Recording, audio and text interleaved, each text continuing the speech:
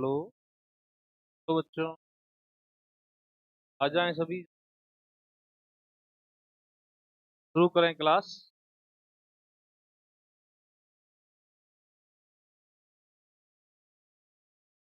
हाँ दलीप, आवाज आ रही है? अच्छी आ रही है ना? साफ एकदम। स्टार्ट करते हैं। सोनी फिजिक्स क्लासेस के लाइव प्लेटफॉर्म पर आप सभी का स्वागत है।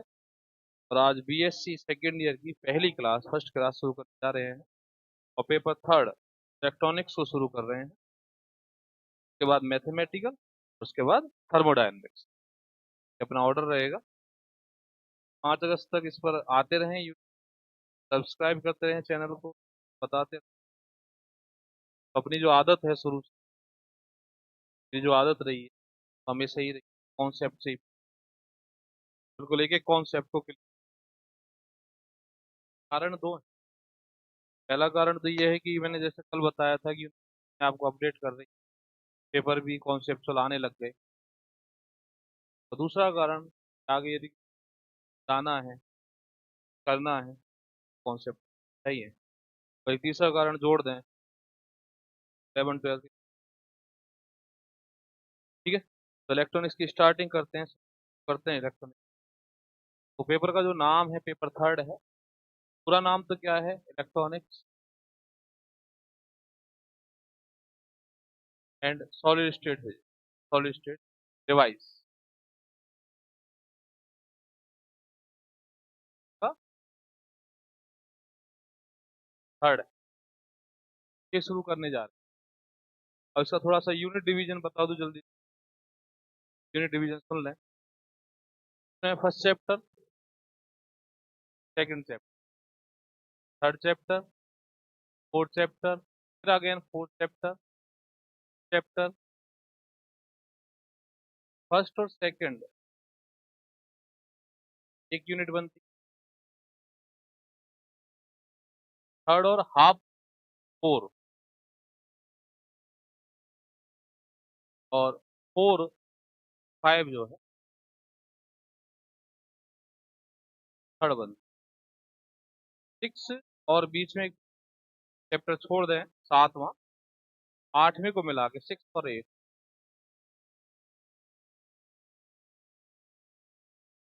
दिख रहा होगा। ओके, तो इस तरह चार यूनिट हैं। यूनिट फर्स्ट में पहला और दूसरा चैप्टर है। यूनिट सेकंड में थर्ड और फोर्थ चैप्टर है। यूनिट थर्ड में फोर्थ और फिफ्थ है। हाफ जो है, हाफ फोर्थ सेकंड में चला जाता है फोर्थ चैप्टर का, और हाफ पोर्शन थर्ड में आ जाता है। बाकी सॉरी, फोर्थ चैप्टर में। और फर्स्ट चैप्टर में अपन को इलेक्ट्रिक सर्किट पढ़,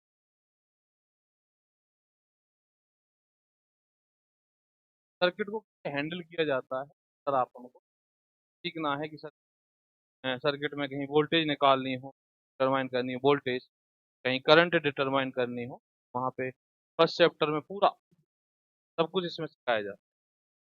सेकंड चैप्टर में तो तुम थोड़ा सा फेमिलियर हो इससे, सेमीकंडक्टर, सेमीकंडक्टर का अर्धचालक।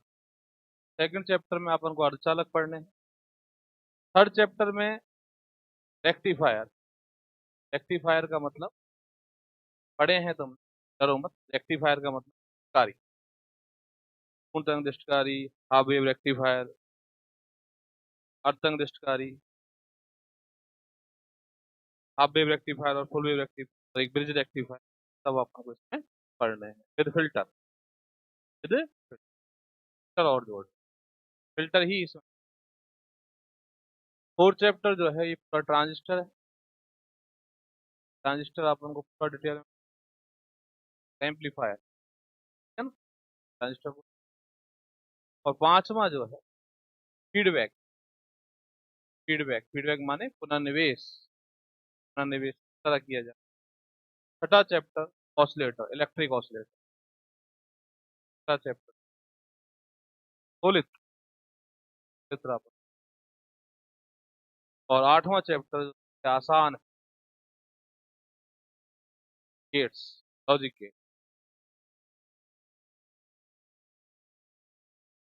ठीक है ना। इस तरह ये यूनिट का डिवीजन है, और ज़्यादा से ज़्यादा बच्चों को ये बता दें, इलेक्ट्रॉनिक्स स्टार्ट हो चुकी है, कंटिन्यूशन कपड़ा भी नहीं है कि सर छुट्टी कर दी और ये कर दी वो कर दी, तो रेगुलर ही रहेगा। ठीक। तो अपन को पहला चैप्टर लेना है, पहले चैप्टर का नाम डालना है, पहले चैप्टर का कल से तुम नोटबुक भी लाओ, बच्चे ने कहा सर थोड़ा सा लिखा दिया कर, चलो लिखा दिया करेंगे, कल से सभी नोटबुक लेके बैठेंगे और लिखते भी रहेंगे,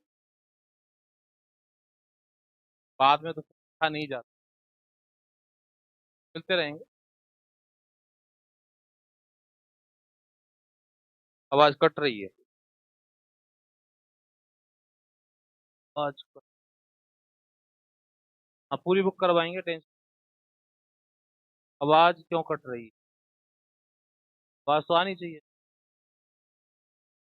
नेटवर्क प्रॉब्लम हो रही है। हाँ भाई, तो इलेक्ट्रॉनिक्स में पहला चैप्टर इसका नाम डालें, सर्किट एनालिसिस। सर्किट,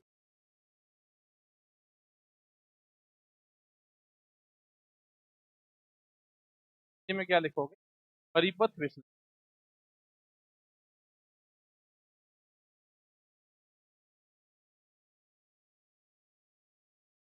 थोड़ा सा मैं बता दूं पहले हमको पढ़ना क्या है। मैंने जैसे बताया कि हमको कोई सर्किट दे रखा है,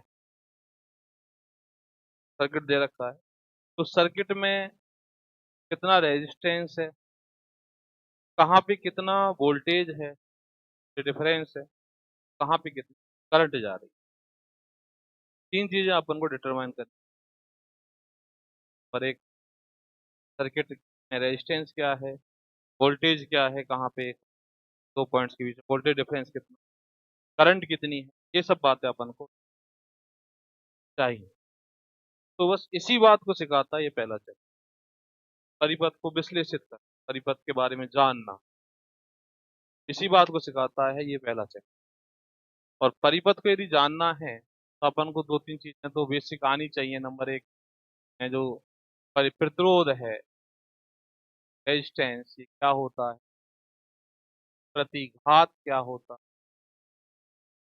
और तीन, प्रतिबाधा क्या होती है, किसमें बोलते, रेजिस्टेंस, रिएक्टेंस और इम्पीडेंस। ये सब बातें ये क्या होती हैं अपन को आना चाहिए। मोस्ट इम्पोर्टेंट, संधारित्र, ये क्या होता है, कैपेसिटर। और पांच, प्रेरक कुंडली, इंडक्टर, क्या होती है ना। पांच के बाद नियमों पे चलें, नियमों पे सबसे पहले अपन को क्या आना चाहिए, ओम लॉ आना चाहिए। हाँ? तो अपन को स्टॉक के नियम अपन 12th में पढ़ के आए हैं,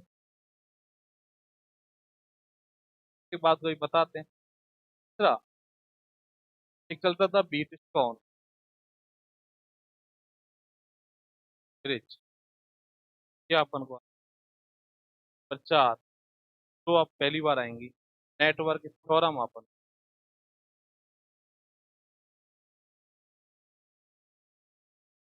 तो यहाँ पे अपन जो पढ़ने वाले हैं मोस्टली, मोस्टली जो पढ़ने वाले नेटवर्क थ्योरम्स को ही पढ़ने वाले, नेटवर्क थ्योरम। ओम लॉ में सिखाऊंगा, क्लासेज लूंगा, किरचॉफ लॉ इसमें चैप्टर में है ही, किरचॉफ लॉ इस चैप्टर में है।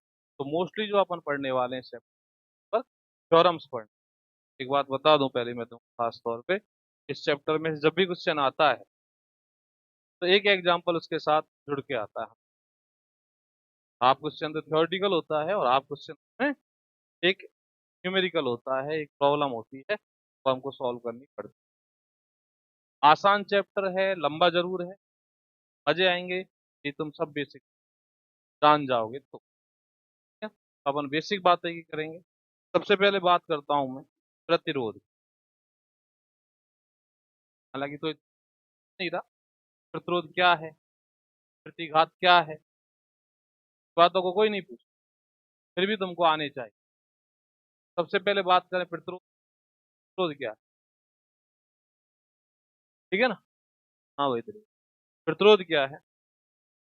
धारा जब चलती है, अब धारा, करंट जो है, करंट कोई ऐसी हो सकती है और कैसी भी हो सकती है, प्रत्यावर्ती हो सकती है, दिष्ट हो सकती है, कैसी भी धारा हो। जब भी वो किसी सर्किट में जाती है, तो सर्किट में जब जाती है तो इसका मतलब वो अपने साथ एनर्जी लेके जाती है। अपने साथ क्या लेके जाती है? एनर्जी को लेके जाती है। ध्यान सुनना मेरी बात। जब भी करंट चलती है किसी सर्किट में, अपने साथ क्या लेके चलती है? एनर्जी।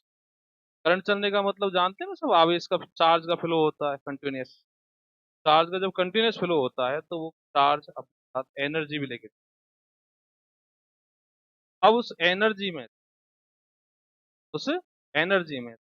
कुछ एनर्जी वेस्टेज हो जाए, कुछ एनर्जी वेस्टेज हो जाए, खर्च हो जाए, बेकार हो जाए, या उस सर्किट कुछ एनर्जी को अपने अंदर स्टोर कर ले। दो बातों में, या तो उपयोग में ले ले, या वेस्टेज कर दे, या स्टोर कर ले। उपयोग में ले रहा है, ठीक है, लाइट है, लाइट से पंखा चल रहा है, तो उपयोग है, होना भी चाहिए। ये एनर्जी जा रही है यहाँ से, लाइट की एनर्जी जा रही है, पंखा चल रहा है, एनर्जी का उपयोग हो रहा है, ये तो वेरी गुड। लेकिन खर्च हो रही है, बिना बात ही खर्च हो रही है, वेस्टेज हो रही है, या स्टोर, कहीं वेस्टेज हो रही है, कहीं स्टोर हो रही है। तो वेस्टेज यदि हो रही है तो वो किसके कारण हो रही है? प्रतिरोध के कारण हो रही है, प्रतिरोध, सर्किट के प्रतिरोध के कारण। ठीक है ना? तो प्रतिरोध क्या करता है? एनर्जी को बेवजह ही खर्च करता है, कोई मतलब नहीं बेचारी, बिना ही बात खर्च हो रही है। ठीक है? प्रतिरोध को अपन जानते हैं, सब जानते हैं कि सिंबल से इसको रिप्रेजेंट किया जाता है। और एक्चुअल में होता क्या है, ये क्यों आता है, इसका भी थोड़ा सा कारण सुना। जब करंट चलती है किसी वायर में, किसी डिवाइस में, करंट जब चलती है, इलेक्ट्रॉन मूव, सबको पता है, चार्ज मूव करता है, चार्ज मतलब इलेक्ट्रॉन मूव करता है। जब ये इलेक्ट्रॉन मूव करते हैं, इलेक्ट्रॉन मूव करते हैं, ये इलेक्ट्रॉन कॉलिजन करते हैं। कॉलिजन किससे करते हैं? वहां पे जो एटम्स हैं, वहां पे जो आयंस हैं, वहां पे जो डिफेक्ट्स हैं, ये कॉलिजन करते हैं। और जब कॉलिजन करेंगे, लड़ाइयाँ करेंगे, तो इनको तो अपनी एनर्जी बेवजह खर्च करनी पड़ेगी ना, अपनी एनर्जी वजह खर्च करनी पड़ेगी। ये जो कॉलिजन के कारण एनर्जी खर्च हो रही है, ये वेस्टेज हो रही है, बेकार हो रही है। तो हम बोल देते हैं कि यार यहाँ पे जो ये बीमारी है, रेजिस्टेंस, कॉलिजन के कारण जो एनर्जी खर्च है, तो बीमारी रेजिस्टेंस वो एनर्जी को खर्च कर रहा है, बेवजह खर्च। ठीक है ना? तो कॉलिजन के कारण यहाँ पे खर्च होती है। कॉलिजन का जो इफेक्ट है, तो अपन किस रेजिस्टेंस से replace कर देते हैं, and कर देते हैं। ठीक है? तो ये तो बात हुई। अब प्रतिरोध में एक छोटी बात और कर लें, प्रतिरोध में बढ़े आगे। प्रतिरोध में एक छोटी बात कर लें, क्या बात करें?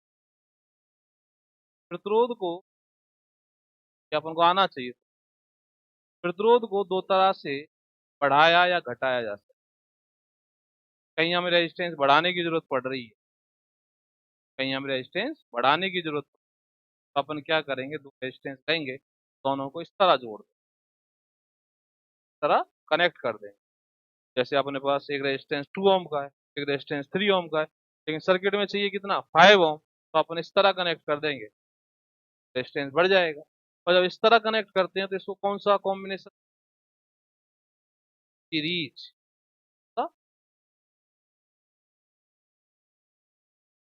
बेसिक बात करने वाले हैं आज, छोटी छोटी बात है। सीरीज कॉम्बिनेशन, ओके, या श्रेणी संयोजन, श्रेणी क्रम। अब इसका यहां से लेकर, थोड़ा सा ध्यान सुने मेरी बातों को, यहां से लेके यहां तक, ए से बी तक जो टोटल रेजिस्टेंस है, वो है R1 प्लस। सिंपल सी बात को ड्रॉप कर दें यहाँ पे, खत्म। अब एक बात और है, सीरीज में ही बात करें। सर जी हम पहचानते कैसे हैं सीरीज क्या है, पैरेलल क्या है, समांतर क्या है, श्रेणी क्रम क्या है? तो एक छोटा सा सीधा सा कॉन्सेप्ट है, श्रेणी क्रम यदि तुमको पहचानना है, तुम एक रेजिस्टेंस में अपनी तरफ से करंट फ्लो करके देखो, आप इस तरफ से करंट फ्लो कर दो तुम तो एक रेजिस्टेंस, और एक रेजिस्टेंस में करंट फ्लो करके दूसरे रेजिस्टेंस में करंट देखो, यदि दोनों में करंट सेम आ जाए, यदि दोनों में करंट सेम आ जाए तो इसका मतलब है सीरीज। कैसे है? तो सीरीज में ऐसे मत करो एक की एक का सिर जोड़ दिया, ऐसे ऐसे नहीं, करंट फ्लो करके देखो, यदि दोनों में करंट तुमको सेम मिल जाए इसका मतलब श्रेणी क्रम, ठीक है ना। पैरेलल की बात करें, एक एग्जांपल लूं क्या इसका? देखो एग्जांपल देखो, ये देखो एक रेज, ये ले लिया, ये तो 2 ओम का है और ये 3 ओम। अब मुझे देखना है भाई श्रेणी क्रम में है नहीं, मैं यहाँ पे करंट फ्लो कर देता हूँ, तो यहाँ पे करंट फ्लो की आई, तो यहाँ पे कितनी मिलेगी तुमको आई? बटी थोड़ी है, रास्ता थोड़ी बट गया जो करंट बढ़ जाएगी, नहीं बटी ना। अब एक दूसरा एग्जांपल देखो यहाँ पे, एक रेजिस्टेंस ओम का, एक रेजिस्टेंस, एक रेजिस्टेंस मैंने यहाँ पे ले ली, ठीक है? और इनको मैंने आपस में यहाँ पे कनेक्ट कर दिया। अब देखो सर जी, अब देखो ये 2 ओम और ये 3 ओम चीज में नहीं है, क्यों नहीं है? देखो यहाँ से करंट फ्लो करके देखो, तो यहाँ पे आके रास्ते बट गए ना, बट गए नहीं बट गए? देखो बट गए ना। अब ये रास्ते बट गए तो करंट तो इनमें है, ये थोड़ी जाएगी, तो कोई हिस्सा तो इसमें जाएगा I1, कोई हिस्सा इसमें जाएगा आई, में जो करंट है वो तो I1 है, और इसमें करंट कितनी आई, तो दोनों सेम थोड़ी है, तो सेम नहीं है, ठीक है ना। ये दोनों रेजिस्टेंस। अब सीरीज, पहले सीरीज,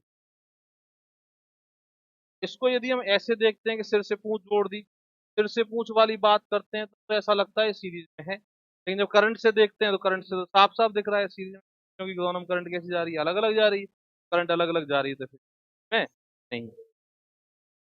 अब मान लो एक तीसरा ऑप्शन लेता हूँ, देखो ऑप्शन में सर जी यहाँ से ये खुला पड़ा है, कैसा पड़ा है? खुला पड़ा है, यहाँ पे खुला पड़ा है, वो खुले को क्या बोलते हैं? ओपन बोलते हैं, है ना।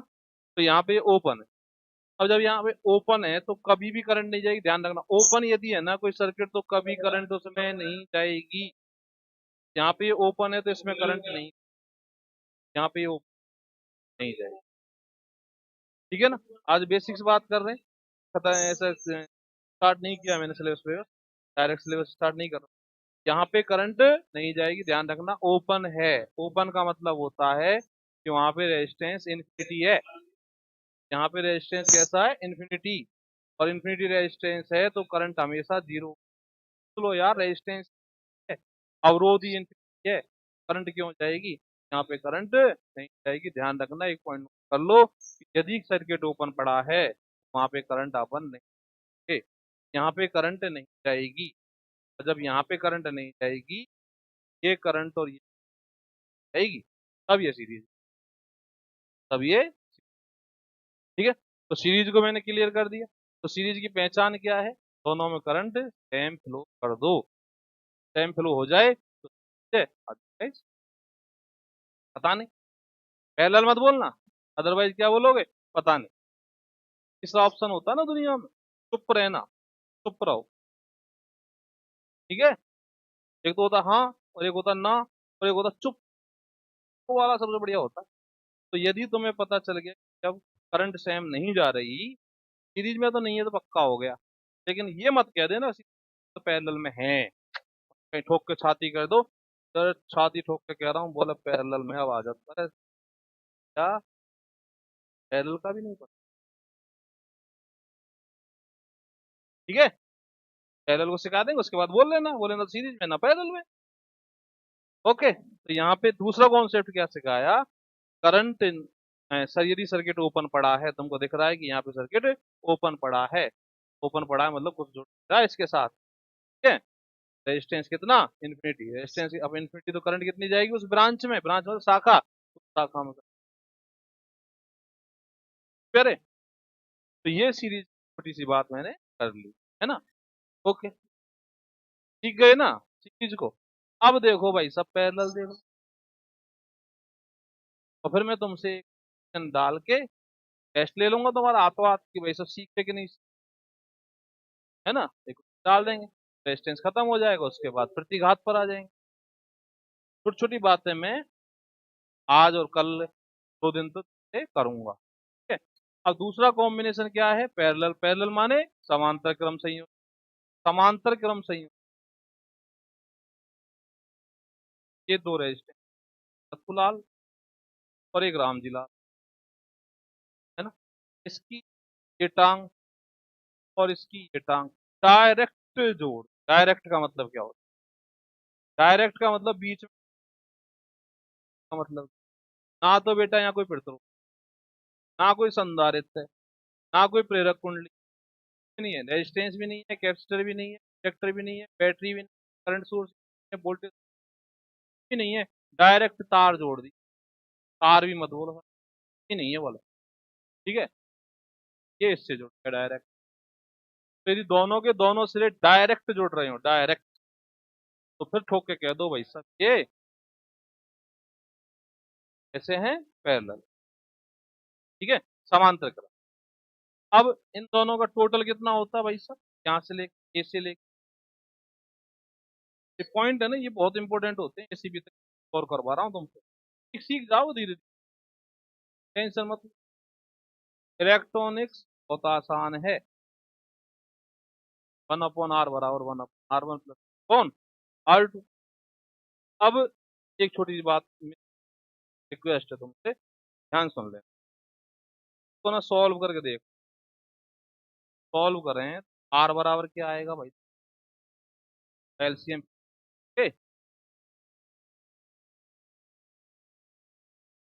यदि 2 रेजिस्टेंस पैरेलल में दिखते हैं, तो टोटल रेजिस्टेंस ए से बी तक निकालना है। ये बच्चों वाली विधि कर दो, याद कर लो। गुणा करके जोड़ का भाग देना, तो मल्टीप्लाई कर दो, नीचे पर मल्टीप्लाई, नीचे ऐड कर दो। ये याद कर लो, देख लो अपने आप आ जाएगा।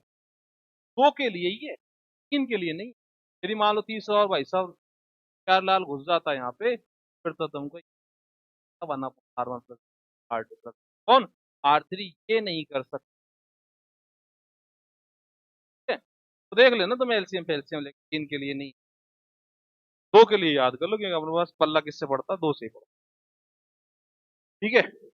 ओके। चलो, तो अब पैरेलल में भाई साहब, पैरेलल में करंट तो सेम, सॉरी करंट तो अलग अलग। देख लो तुम, यहाँ से करंट चली आई, यहाँ आएगी I1, यहाँ आएगी R3 लिख दिया ना, I3 लिख दिया, यहाँ आएगी। ठीक है। करंट तो आएगी अलग अलग, वोल्टेज डिफरेंस सेम आएगा, ये पता है ना तुमको, अड़ के आए बार ये। वोल्टेज डिफरेंस कैसा आएगा, सेम आएगा। आएगा सर, वो भी देख लो, वो देख लो एक बार। तो यहाँ पे देखो, जैसे मान लो यहाँ पे वोल्टेज है, यहाँ पे देखो पॉइंट पर 1 ना, और इस पॉइंट पर वोल्टेज है कितना। अब मेरा तीसरा कॉन्सेप्ट सुन ले, मेरा वाला, एक तो वो सिखाया था ना, ओपन है circuit, resistance infinity, current zero. अगला कॉन्सेप्ट सुन ले, दूसरा क्या सिखाया, दूसरा सिखाया डायरेक्ट का मतलब क्या है। डायरेक्ट का मतलब बीच में का कॉन्सेप्ट, ये देखो कॉन्सेप्ट। ठीक है। दूसरा कॉन्सेप्ट क्या है वो समझो। यदि ये बिंदु वाला पॉइंट और ये वाला पॉइंट देखो, ये वाला पॉइंट देखो और ये वाला पॉइंट देखो, अब इन दोनों के बीच में महाराज कुछ है क्या, बाबा जी बैठा है, संत बैठा है, बैठे हैं, कुछ बैठा है क्या, कोई नहीं है ना, डायरेक्ट है। अब जब डायरेक्ट होते हैं ना, तो विभव, पोटेंशियल सेम होता है। यहाँ V1 है तो यहाँ कैसा होगा। अब बेटा देख, ये और ये डायरेक्ट है, डायरेक्ट है तो यहाँ पोटेंशियल कैसा होगा, ये और ये डायरेक्ट है, यहाँ पोटेंशियल ऐसे उधर से आ जाता है। यहाँ पोटेंशियल कितना, यहाँ पोटेंशियल कितना, यहाँ पोटेंशियल कितना, बोलो प्यारे। R1 पर डिफरेंस कितना हुआ, तो यहाँ लिख रहा है V2, यहाँ लिख रहा है, तो डिफरेंस कितना हुआ V1 माइनस V2। R2 पर डिफरेंस, R3 पर डिफरेंस कितना हुआ V1 माइनस V2। R2 पर डिफरेंस कितना हुआ V1 माइनस V2। सब पे डिफरेंस कितना हुआ वोल्टेज का, माइनस वी। वोल्टेज डिफरेंस सब पे कितना हुआ, ठीक है ना।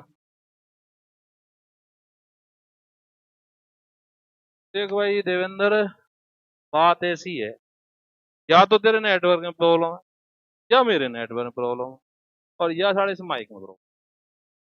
मेरे हिसाब से मेरा नेटवर्क तो सही है, मेरा नेटवर्क से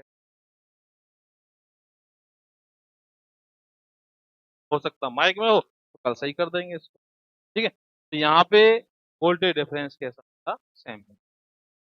छोटी छोटी बातें हैं और याद करते चलो। समांतर क्रम मैंने बता दिया।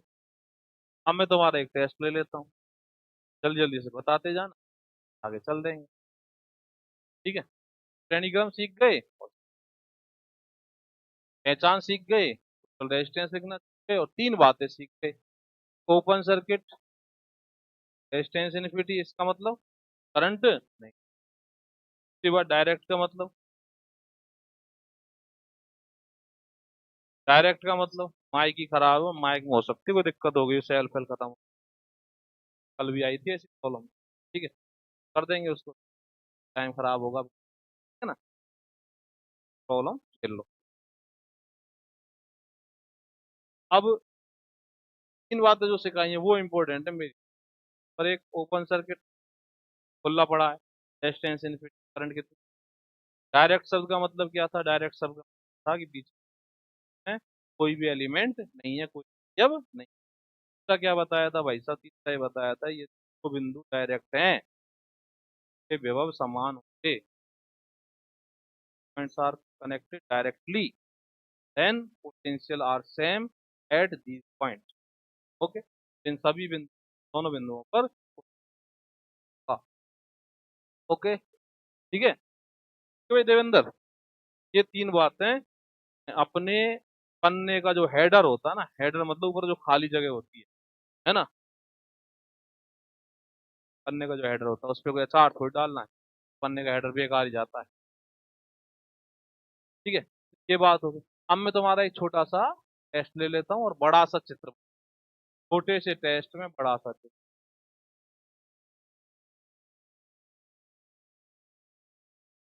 बहुत अच्छा है ये एग्जाम्पल।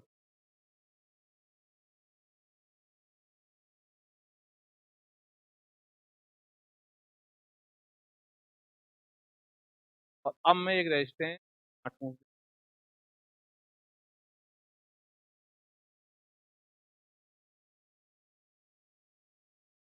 एक रेजिस्टेंस आडा, ये R1 है, R2 है, R3, R4, R6, R7, R8, R9, R10, R7। ठीक है, चलो। अब यहाँ पे देखो, अभी मैंने एक बात छुपा रखी है, उसकी बात बाद में करें। इतनी खतरनाक बात है, ओपन नहीं करना चाहता मैं अभी।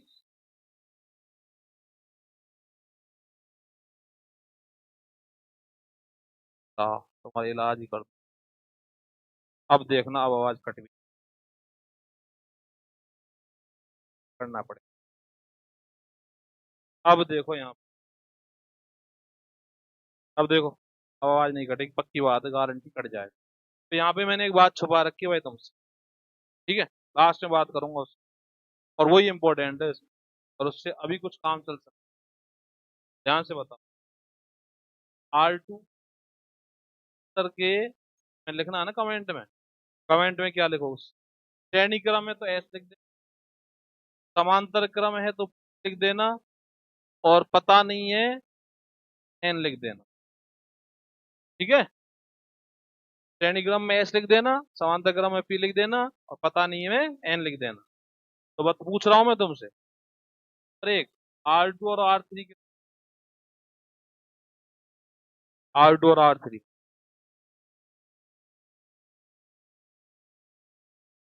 श्रेणी क्रम है समांतर क्रम में कि भाई सब भगवान जाने।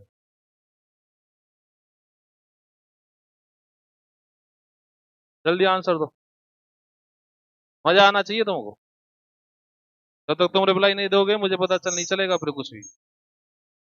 रिप्लाई दो अभी। SPN। S, very good. ठीक है, अब बताओ R3 और R6 बताओ चलो। R3 और R6, SP और N।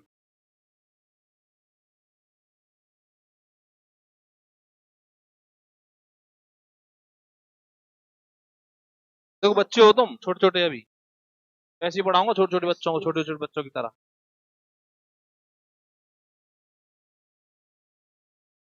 Very good.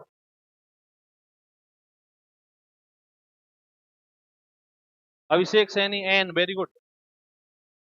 बाकी गलत। देख लो करंट वाला कॉन्सेप्ट। R3 में करंट फ्लो, R3 में करंट फ्लो करो। करो करंट फ्लो। कर दी। आई फ्लो कर दी। भेजो आई को। तो यहीं आके बट जाएगी भाई दादा, देख ले। यहीं आके बट जाएगी, बट गई यहाँ पे I1 हो गई, यहाँ पे I2 हो गई। अभी तो एक बार और बटेगी। बटेगी ना। इसका मतलब इसमें जो करंट है और इसमें जो करंट है वो सेम नहीं जाएगी, और सेम नहीं जाएगी तो इस सीरीज में नहीं है। R3 और R6 में करंट सेम नहीं जाएगी, साफ साफ दिख रही है, बट रही है, रास्ते बट रहे हैं, डिवाइड हो रही है ना। इस पॉइंट पे डिवाइड हो गई, तो यहाँ करंट और यहाँ करंट और यहाँ करंट देख लो, यही दोनों सेम नहीं है, तो अभी तो यहाँ पे और बटनी है एक बार और, तो कहाँ से हो जाएगी भाई। इसलिए मैंने कर लिया। बेस्ट एग्जाम्पल है, तो सब समझ में आ जाता है तुम्हारे। ठीक है, अब बताओ R5 और R6, चलो क्लियर है ना ये बात। R5 और R6 बताओ। SP और N, जल्दी।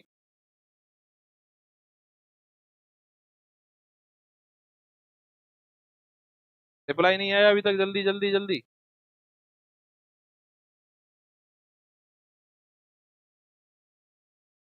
वेरी गुड, सही है। ओके।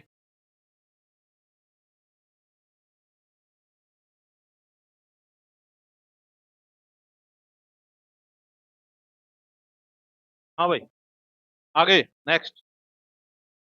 देखो एक बार और पूछता हूँ। R8, R7।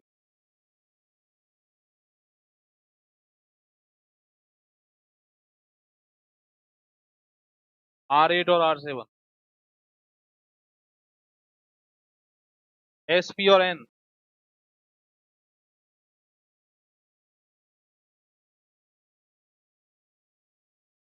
P, कैसे नहीं है। देख, इसकी खोपड़ी और इसका ये पॉइंट, इसका तो ये पॉइंट, इसका ये पॉइंट डायरेक्ट जोड़े पर, वेरी गुड, सही बात है। नहीं है बीच में, लेकिन इसका ये पॉइंट का दूसरा पॉइंट यही है ना, और इसका दूसरा पॉइंट कहाँ है, ये रहा, तो ये तो कनेक्ट ही नहीं है आपस में। डायरेक्ट, डायरेक्ट कनेक्ट नहीं, कनेक्ट तो है, डायरेक्ट कनेक्ट नहीं है। कनेक्ट तो ये देख घूम के दिल्ली जाके, ये रहा कनेक्ट। क्यों, ये डायरेक्ट कनेक्ट थोड़ी है, पैरेलल नहीं है, एन है, पता नहीं।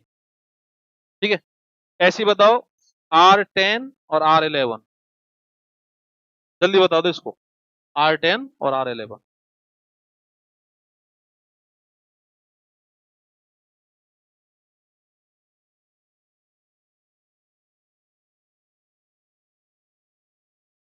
आंसर जल्दी। अरे बोलो ना। ये दोनों श्रेणी क्रम में नहीं है, सीरीज में नहीं है, क्योंकि दोनों में करंट सेम नहीं जाएगी। दोनों में करंट सेम नहीं जाएगी, यहाँ से डिवाइड कर जाएगी, देखो बांट दो करंट, यहाँ से चली मान लो आई, आई यहाँ से ये दो भागों में डिवाइड हो जाएगी, ये करंट और ये करंट सेम नहीं। ठीक है ना, तो इस तरह तुम सीख गए कि पैरेलल और सीरीज कैसे पहचानते। पहचानना इसमें सीखा है अपन। अब जो महत्वपूर्ण बात है वो सुन लो भाई दादा। यहाँ पे बताओ R11 और R1, R11 और R1, ये दोनों किस ऑर्डर में, श्रेणी क्रम में, सीरीज में, पैरेलल में, समांतर क्रम में, श्रेणी क्रम में, या पता नहीं।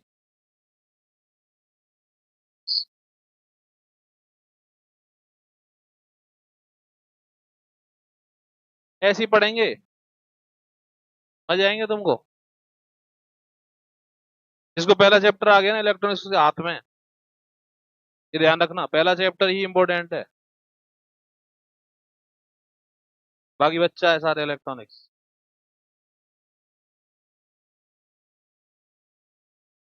सीरीज बिल्कुल सही है। अब यदि मैं यहाँ पे एक तार बाहर निकाल दूं तो R1 और R11 कैसे हैं ये दोनों?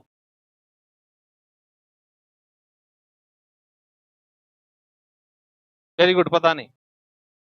ठीक है ना, तो यही बात मेरे को सिखानी है यहाँ पे। क्या सिखानी है कि ये सर्किट दे दिया और यहाँ पे एक पॉइंट ये दे दिया, इसका नाम रख दिया ए, और एक पॉइंट ये दे दिया बी। जो मैं लेता था ना ए और बी, ए और बी, ए और बी पॉइंट दे दिया, बोले इन दोनों के बीच में टोटल रेजिस्टेंस निकालो, इन दोनों के बीच में टोटल रेजिस्टेंस निकालो इस सर्किट का। ठीक है, समझ गए? तो ये पूछ लिया, तो उस समय जब ये पूछे कि ए और बी के बीच में निकालो, हमेशा पूछेगा तुमसे, तो इसको, इस लाइन को इग्नोर मत करना।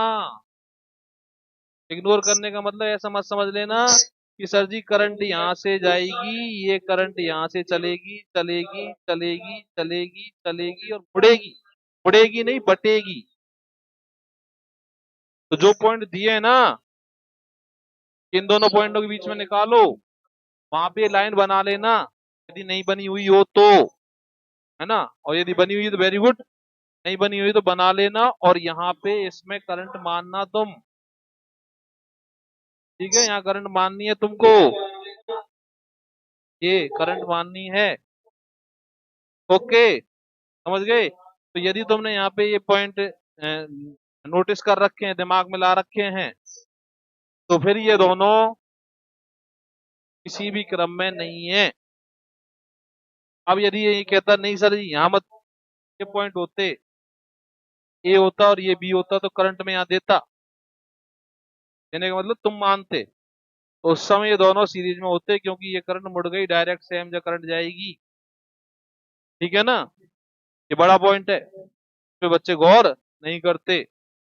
तो दोबारा रिपीट कर रहा हूं कि जो पॉइंट अपन को गिवन होते हैं, उन पे एक तार बाहर निकाल लो, एक लाइन खींच लो हमेशा, और लाइन खींच के उनमें करंट मानो, दिमाग में रखो यहाँ करंट जाएगी, तभी तुम सीरीज और पैरेलल का डिसीजन लेना, अदरवाइज मत लेना। समझ गए मेरी बात? इन दोनों पॉइंट्स को इग्नोर नहीं करेंगे, मोस्ट इंपोर्टेंट बात है पैरेलल की, बाकी सब कर लेते हैं। ठीक है, तो इस तरह अपन सीरीज और पैरेलल पहचान सकते हैं और टोटल रेजिस्टेंस भी बता सकते हैं। ठीक है ना, बिल्कुल कॉन्सेप्चुअल बताया मैंने ये बात। ओके, समझे? तो ये बात हुई रेजिस्टेंस की, एक एग्जांपल में तुमको दिखाया है, बाकी जब न्यूमेरिकल चलेंगे, ठीक है ना, तब और बताऊंगा।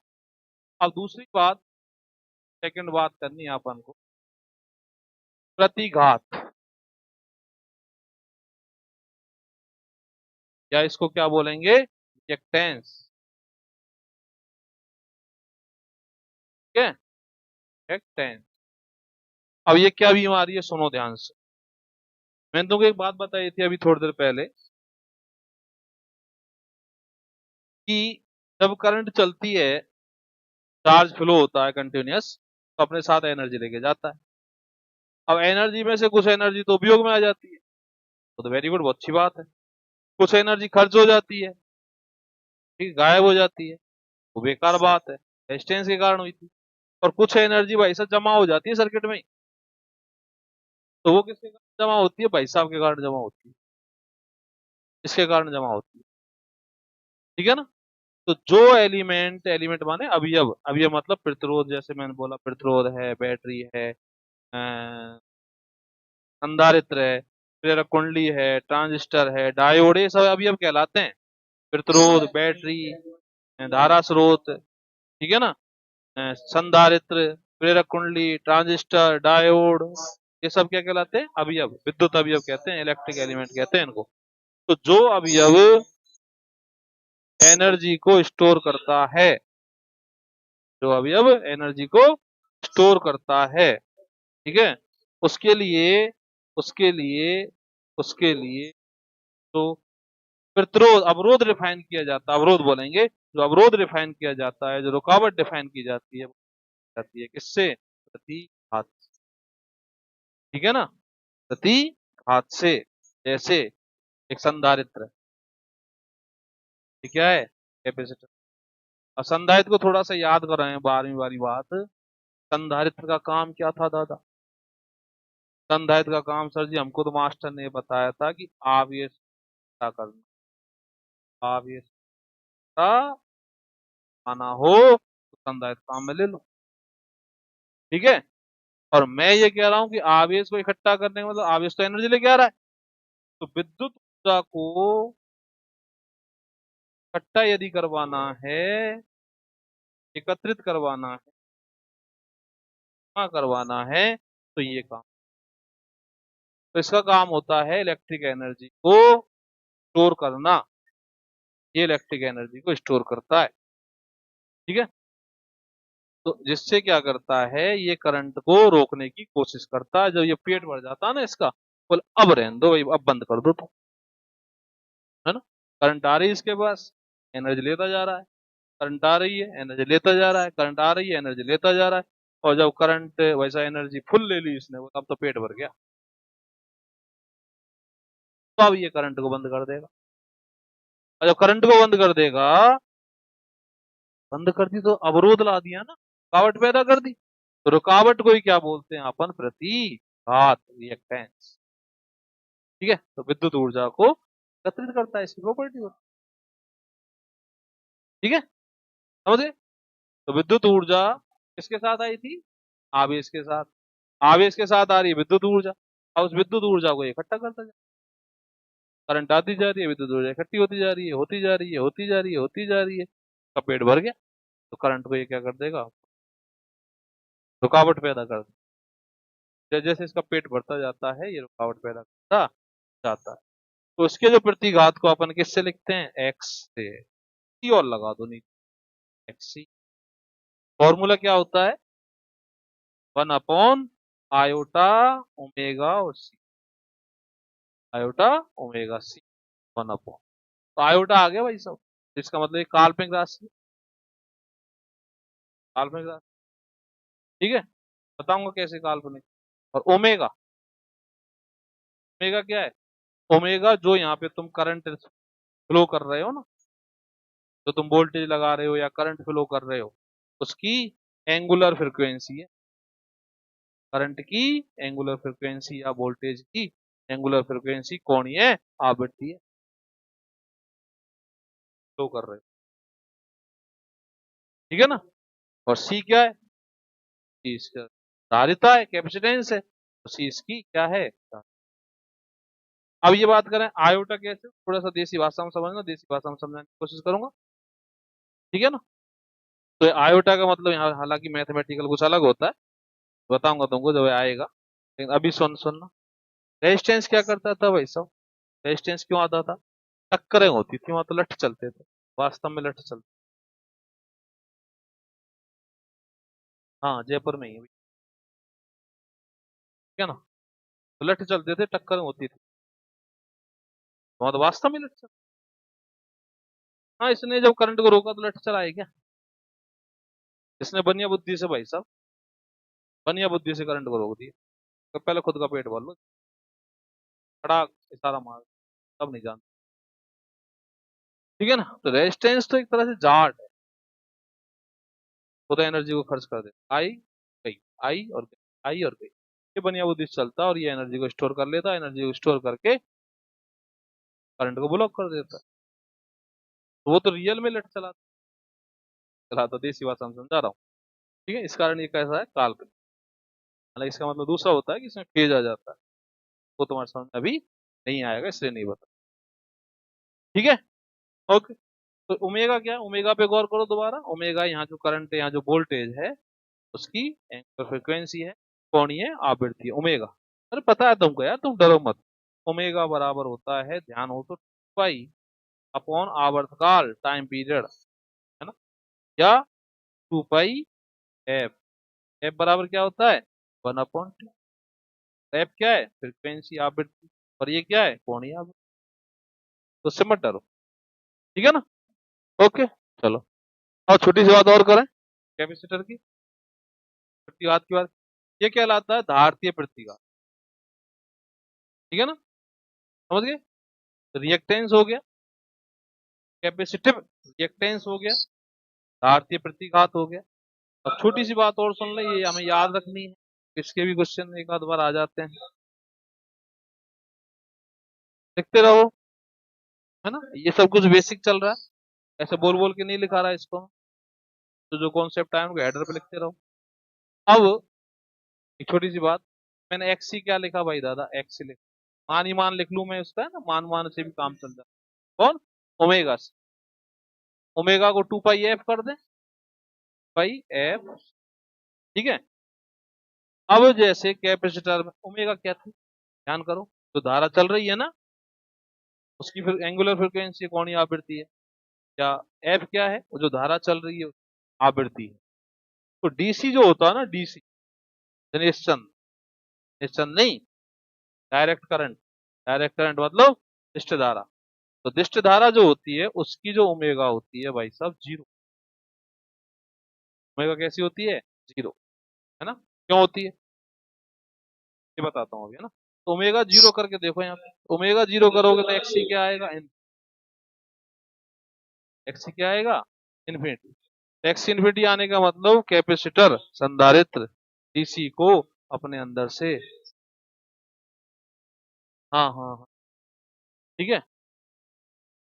तो कैपेसिटर डीसी को अपने अंदर से नहीं जाने देगा, अरे भयंकर अवरोध है, इन्फिनिटी है, नहीं जाने देगा, समझ गए, ठीक है ना। अरे दिख रहा है, मैथमेटिकल दिख रहा है, फिजिकली करंट गई तुरंत ब्लॉक कर देगा, एनर्जी फुल का, जैसी करंट जाएगी ना फुल पेट भर जाएगा, फुल पेट भर जाएगा वो बंद कर देगा, ठीक है। एसी की जो है, एसी एसी मतलब अल्टरनेटिव करंट, अल्टरनेटिव प्रत्यावर्ती, ओमेगा जो है वो नॉट इक्वल टू 0, कुछ होती, कुछ होती है तो फिर एक्सी भी नहीं होता। जब एक्स इन्फिनिटी नहीं कुछ है, कुछ अवरोध तो आएगा, बाकी ज्यादा अवरोध नहीं आएगा, अवरोध ज्यादा नहीं आएगा तो एसी तो जाएगी फिर इसमें, ठीक है ना। तो नेक्स्ट जो कॉन्सेप्ट तुमको याद रखना या लिखना है वो ये है कि कैपेसिटर डीसी को नहीं जाने देता, एसी को जाने देता। कैपेसिटर डीसी को नहीं जाने देता, एसी को जाने देता है, ध्यान रखना है अच्छे से, ठीक है, क्योंकि उसका जो प्रतिघात है डीसी के लिए इन्फिनिटी होता है, एसी के लिए कुछ होता है, ठीक। तो ये कैपेसिटर एनर्जी का रिएक्टेंस होता है, ठीक है, समझ गए। अब दूसरा जो प्रतिघात है वो क्या होता है, दूसरा प्रतिघात भी होता है, ये तो एक कैपेसिटर का था।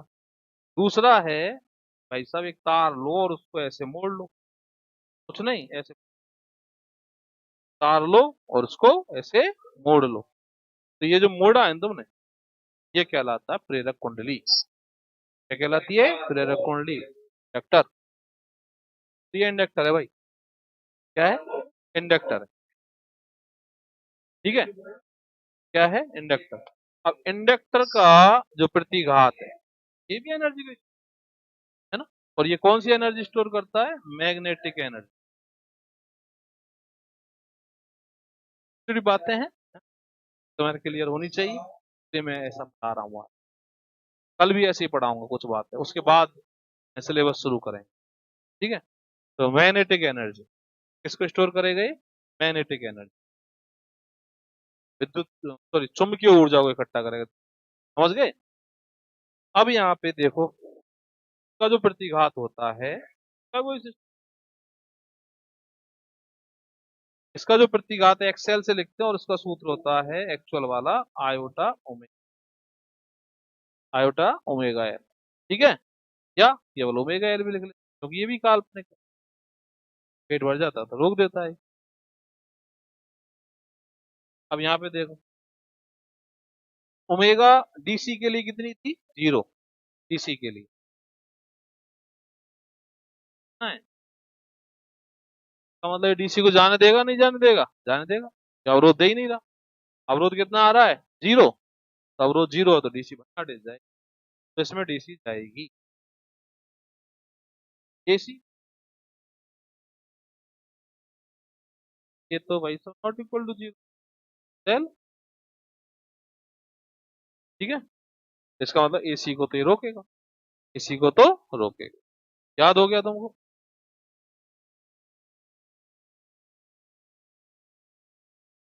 हाँ, जैसे ही सिलेबस चालू होगा डालना शुरू कर देंगे।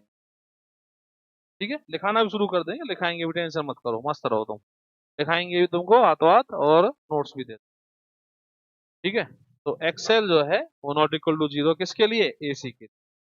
एसी के लिए अवरोध उत्पन्न करेगा, डीसी नहीं करेगा, डीसी को जाने देगा। तो याद रखो, कैपेसिटर डीसी को नहीं जाने देगा, प्रेरक कुंडली भन्नाटे से जाने देगी, टेंशन ही नहीं है, मस्त जाएगी। ठीक है, तो मैथमेटिकली मैंने तुमको समझा दिया, मैथमेटिकली तब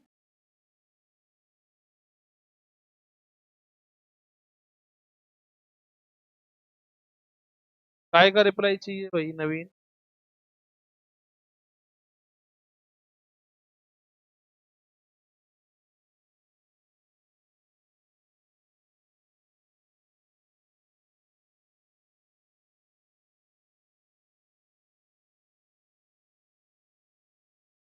भाई स्टाम्प पेपर लाऊं क्या? कह रहा हूं ना, पूरा होगा, टेंशन मत ले, तू मस्त रहे।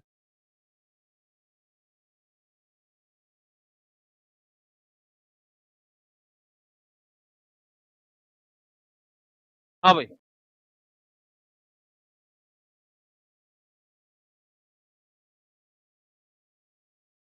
हाँ, दे दिया ना इसको रिप्लाई। पूरा होगा, टेंशन ना लें बिल्कुल। पढ़ते रहे तो मस्त, यहीं लिखवा दूंगा, लिखवा दूंगा।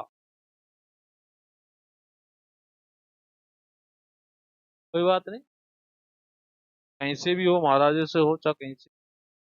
और जैम की तो अपन ने टोटल फ्री कर रखी है, कोई बच्चा जैम करना चाहे आईआईटी जैम, टोटल फ्री है, ज्वाइन कर लें। एक यूनिट कंप्लीट करा दिया वहां पे। ठीक है, दूसरी यूनिट आज शुरू होगी। कोई बच्चा फिर आईआईटी जैम करना चाहे फिजिक्स से, टोटल फ्री, क्वेश्चन आंसर सब कुछ दे रहे हैं उनको। ठीक है, अब बात करते हैं नेक्स्ट की, प्रतिघात। ठीक है, और इसको किससे लिखते हैं? जेड से। प्रतिघात को इंग्लिश में इम्पीडेंस कहते हैं, इम्पीडेंस। तो ये क्या होती है भाई सभी में? ये ऐसा है कि जिस सर्किट में रेजिस्टेंस भी हो और एक्स भी, रिएक्टेंस भी हो, प्रतिरोध भी हो और प्रतिघात भी हो, तो सर्किट का टोटल क्या होगा भाई? टोटल भी तो कुछ होगा, प्रतिरोध भी हो और प्रतिघात भी हो, टोटल भी तो कुछ होगा। सॉरी, प्रतिरोध भी और प्रतिघात भी हो, सही। प्रतिरोध भी और प्रतिघात भी हो तो टोटल तो कुछ होगा, अवरोध। टोटल जो अवरोध है वो लिखा जाता है आर प्लस है। अब एक्स में ऑलरेडी आयोटा होता है। ठीक है, समझ गए? तो बोलो, ठीक है ना?